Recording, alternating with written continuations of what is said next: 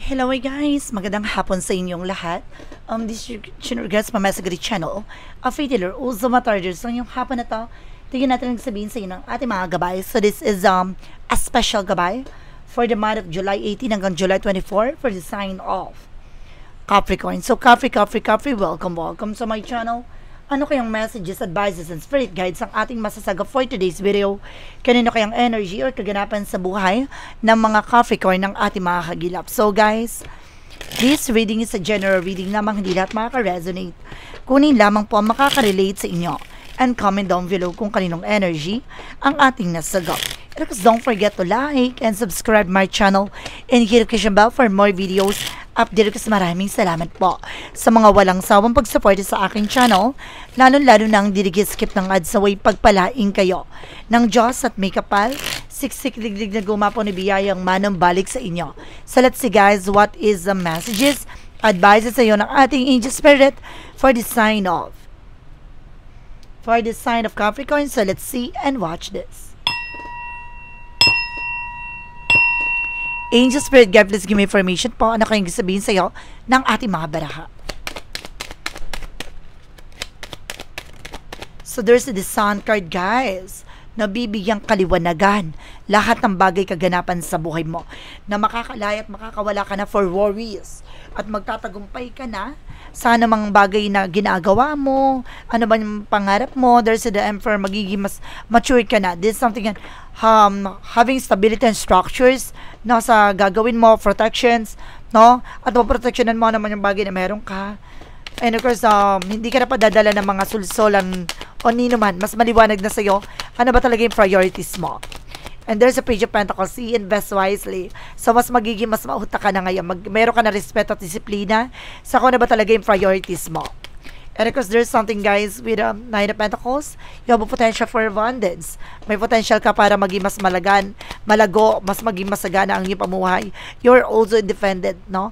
Alam mo kung paano mo pangangatawan at paninindigan ano man yung bagay na meron ka. And then something, the Seven of Cups. There's a dream coming true. Maraming opportunities na mangyayari. Maraming opportunities na darating. There's a lot of options, choices. And there's a multiple of possibilities. And there's a magician for manifestation. Ano man yung bagay na pangarap mo, manifest mo to, makukuha mo to, at maraming opportunities pang dadapot darating sa'yo. What is additional messages? So there's a Three of Pentacles, collaboration or communicate clearly. Liwanagin mo, no? Kung sino man yung mga taong makakasalamuhan, makakasama mo, no? Kaya kailangan alam mo sa sarili mo na positibo at hindi sila toxic na tao.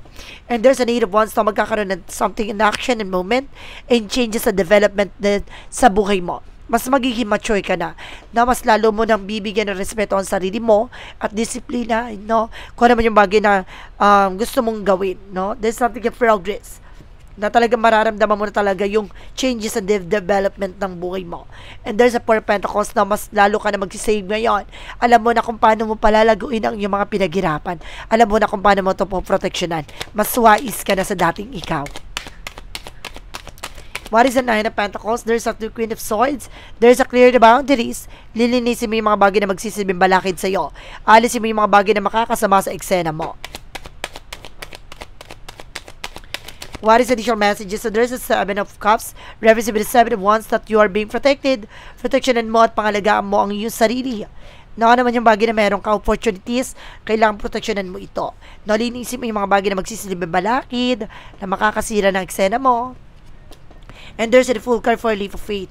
Na magtiwala ka at maniwala ka with the power of God. Ano man yung mabagay na what you deserve ay bibigay niya sa'yo. Bibigyan ka ng kalayaan, no? Na para matupad ano man yung bagay o hangarin mo. What is the Sun card? Because the Three of Pentacles represent guys with the Six of Swords with the transition. Unti-unti ka rin daw makakaalis from toxic co-workers, from toxic environment. And this is something the Nine of Cups may offer. Na may offer dito with the romantic proposal, promotions, no, bibilis ang takbo ng situation. Or some of you guys, no, meron ditong magkakaroon ng reunite, no, pagtatagpo, pagkikita, and some of you may trouble. And there's an Ace of Wands, no, magkakaroon ka ng mga bagong plano, proyekto, pangarap, ano man yung bagay na gusto mong gawin, maaring unti-unti mo na may isa sa katuparan dito. And there's the Wheel of Fortune with the turning back. No, suswertihin ka na this time. No, kumbaga, lilinisin mo na yung mga bagay na magsisilbing balakid sa mga plano mo, sa mga pangarap mo. At there's a destiny is yours. Talagang may potential ka para maging malago. No, maging masagana. And this is something the Empress card for self-love, self-care. Alagaan mo at mahalin mo yung sarili mo, even your grounds. Na huwag kang magpapaniwala sa mga tao sa paligid mo. Alagaan at mahalin mo ko naman yung bagay na meron ka. Protectionan mo ito. No?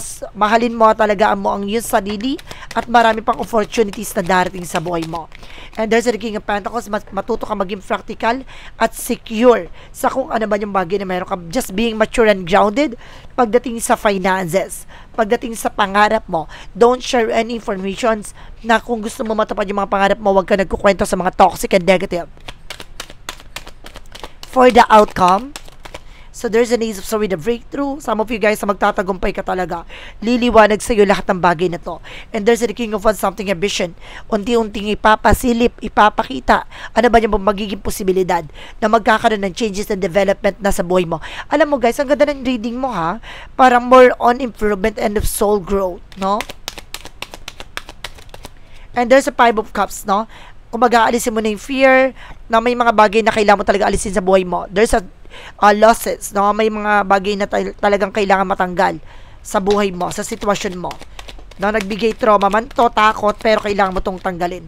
And there's a Ten of Pentacles. Magkakaroon ka ng long-term and financial security and of course, unexpected financial windfall. No, there's a destiny to happen dahil natanggal mo na ang nagsisilbing balakid, no, sa pag-unlad mo. Wow! It's time to reap the fruit of your labor. And there's the Four of Cups. Just reevaluate or analyze. Ngayon, mas lalo ka na magiging mautak. Pinag-iisipan mo yung bawat eksena o decision mo. And there's a Death card with an ending and beginning. No, wakas na talaga ng eksena na magdadala sa'yo ng transformation. Pasabog. Ang layo-layo na sa dating ikaw. Ang laki ng pagbabago. Ang laki ng pagkahubog ng buong pagkatao mo. So guys, ang ganda. So alamin na natin na anong kaganapan sa'yo pagdating sa finances and career, love life at kalusugan. Let's watch this. Okay, for finances and career tayo guys.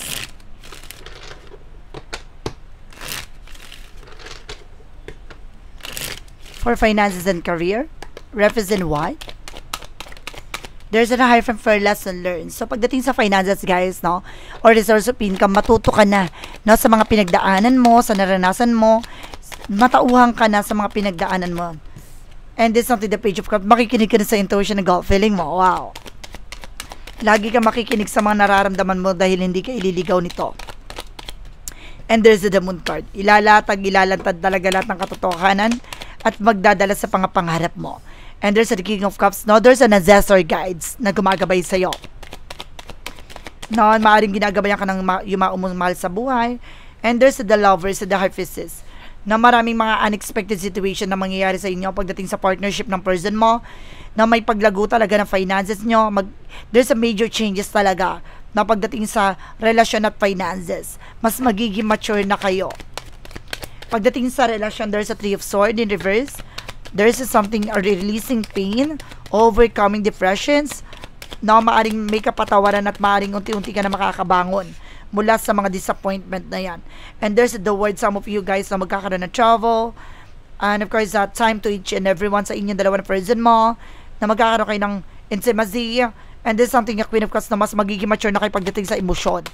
Hindi na kayo padadala ng tension.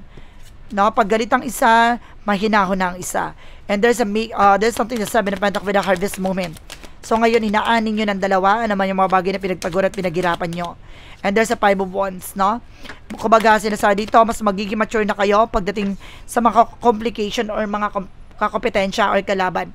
No? Lalo-lalo na sa relasyon. Na alam nyong lapitin kayo ng mga taong traidor pagdating sa relasyon. Kaya, kumbaga, mas lalong naglayo na kayo from toxic environment or toxic families. Pagdating naman tayo sa kalusugan, there's the King of Swords. Puputulin mo na yung mga bagay na hindi nagsiserve sa'yo.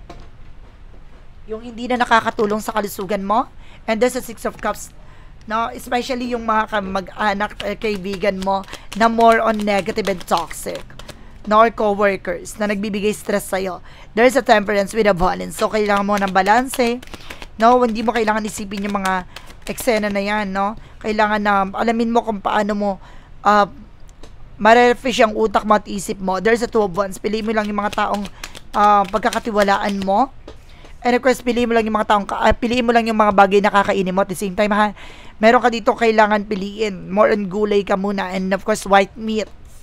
And this is something, the Knight of Cups. There's a wish fulfillment. Some of you guys na matutupad na yung mga pangarap mo.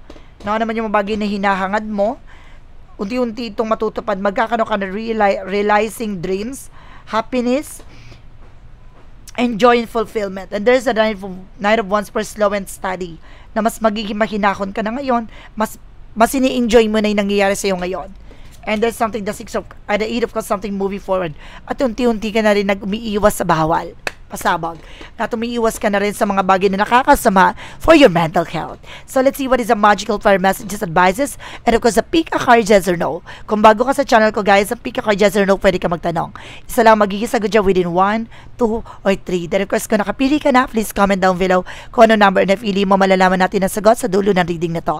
Then of course guys, maraming salamat po sa mga nag-share ng aking video sa mga uri ng social media platforms. Maraming salamat po. Alamin na natin anong kaganapan sa buhay mo with the magical fire messages, advices, and requests. Pick a card, yes or no. So let's watch this. Okay, with the magical fire messages, represent what?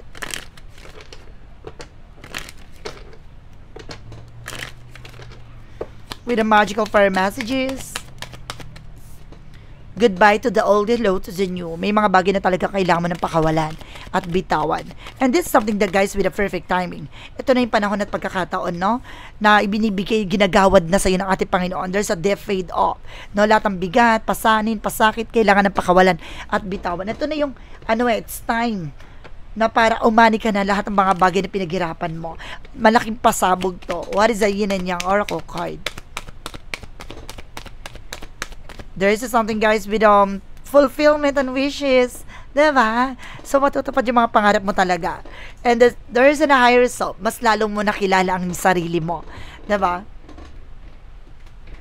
And of course, there's something, a transformation. And of course, binago talaga no, ang buhay mo. Talagang pinaiikot to, nag-cartwheel ka talaga na malala. So, let's see what is the synchronicities represent what? Katuparan, binago, nakilala mo ang sarili mo, and there's a successful. At magsasucess ka talaga. No? Sa buhay mo, sa situations mo, and there's a loss. Nga lang, may mga bagay na kailangan mo alisin, at tuluyan ang tanggalin sa buhay mo, and there's something of faith. Na magtiwala at manampalataya sa ating Panginoon, may mga bagay na alisin sa'yo, may mga bagay na tatanggalin sa buhay mo, magtiwala ka sa Kanya, dahil may mga bagay dyan na makakasama kung hindi tatanggalin. What is the romance for Mystic Love Oracle deck? Represent with the ex-lover, especially your ex. No? And there's a change and transition. Unti-unti na magbabago ang position or situations. And there's a family and security. Na magkakaroon ng seguridad ang iyong pamilya, ang iyong relasyon. No? Kailangan na pakawalan ng nakaraan. Diba? There's an ex na kailangan na talaga hanggang doon na lang. Angel's number represent what? And there's a 1441 with the unique skills. It's time of intense self-development. Focus on your mind, on your craft. You already have what it takes to succeed, but practice make you a master. It also serves to find your true purpose. Leveling up in your career or business is of priority right now. So, see kung ano ba priority mo, yung sarili mo, ano man yung, kung saan ka lumalago, saan ka lalakas, saan ka gaganda ang buhay mo, doon ka tumutok. No, wag mo tutukan yung nagbibigay negatibo sa buhay mo. What is the money move oracle deck? And there's an alchemy. There's an alchemy possessor guides, no? There's something, a transition of situations, no? Unti-unti na magbabago ang sitwasyon mo. And the shadow work represent what? From the shadow work represent what? And inner balance. Wholeness, duality, what you resist, persist, what you need to accept, transform. Na kumbaga unti-unti mo na makikita, pagbabago sa situation mo, magiging balanse na ito. What is the clarifying for a love situation?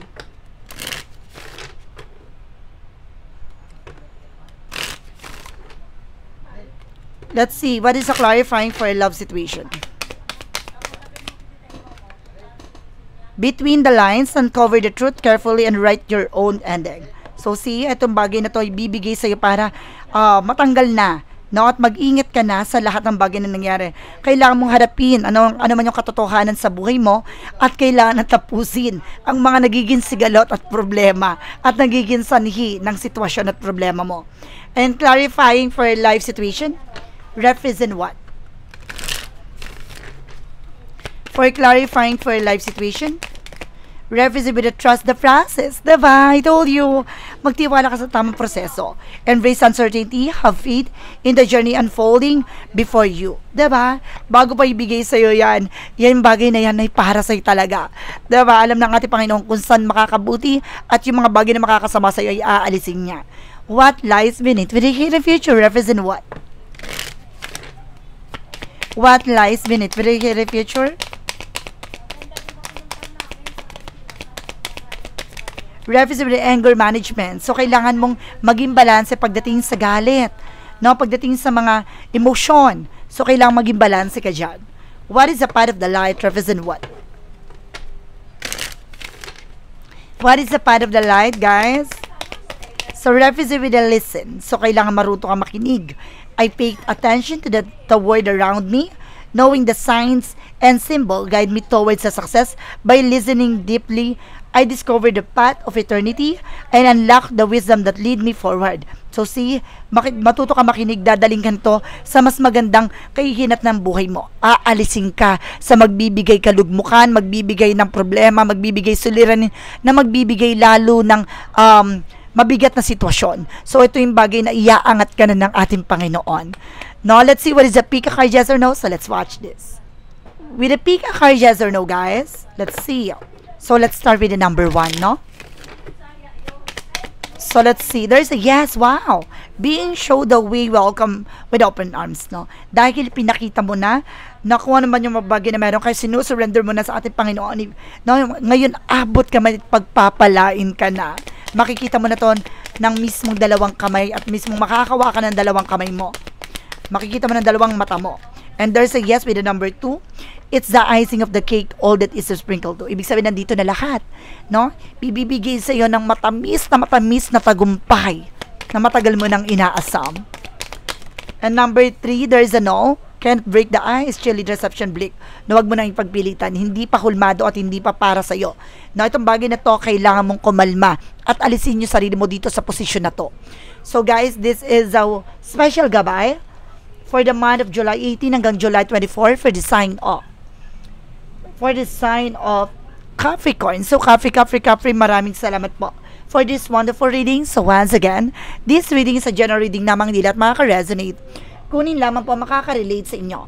And comment down below kung kaninong energy ang ating nasagot. Because don't forget to like and subscribe my channel and hit the notification bell for more videos updates. Maraming salamat po sa mga walang sawang pagsuporta sa aking channel, lalo na ang skip ng ads, naway pagpalain kayo ng Diyos at may kapalisiksik liglig na gumapaw na biyayang manang balik sa inyo.